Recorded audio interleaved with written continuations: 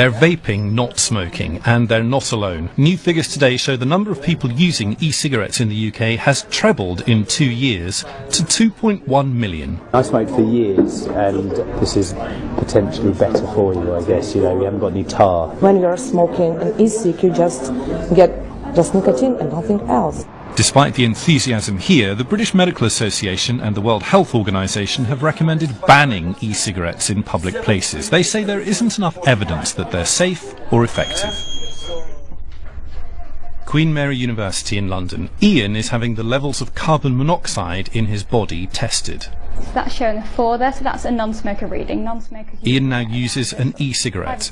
It works by heating liquid nicotine into a vapour, which is then inhaled. The test is overseen by Professor Peter Hayek. Many people out there think that nicotine itself is a dangerous poison, but if nicotine is taken without the accompanying toxicants, then the health effects would be very similar to drinking coffee. That's a 4, so that's the exact same reading as before the e-cigarette.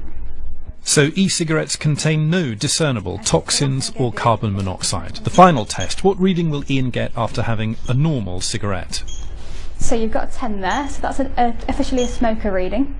Experts say e-cigarettes are orders of magnitude safer than normal cigarettes, but do they work? Professor Robert West is one of the country's leading addiction experts. He studied 5,000 people who were using different methods to try and stop smoking. Patches, gum, e-cigarettes and nothing. His results are published next month. What we found was that those who were using the e-cigarettes were about 60% more likely still not to be smoking than those who used either the licensed product or nothing at all. Despite that evidence, serious concerns remain. Does the marketing of e-cigarettes make them attractive to children? One study last year found 12% of 14 to 17-year-olds had tried them. We already have data which can actually check this worry. If a child tries a conventional cigarette, there's a 50% chance that they will become daily users.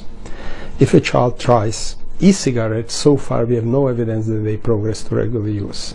There are other worries. The Welsh government says e-cigarettes glamorise and will re-normalise smoking. They've proposed a ban in enclosed public places.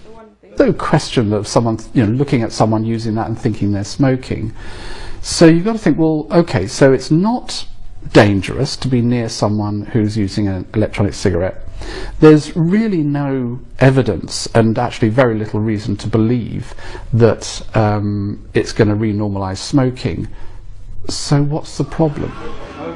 The problem in the end may simply be the word e-cigarette, the vapour that looks like smoke, a sense that they just don't feel right. I can understand people wanting to be cautious, but if we fail to take this opportunity that electronic cigarettes potentially are providing, then we're really condemning people to death who would otherwise have lived. That's what's at stake. Nonetheless, regulators are clamping down on e-cigarettes. Concerns remain about safety, efficacy and limited regulation.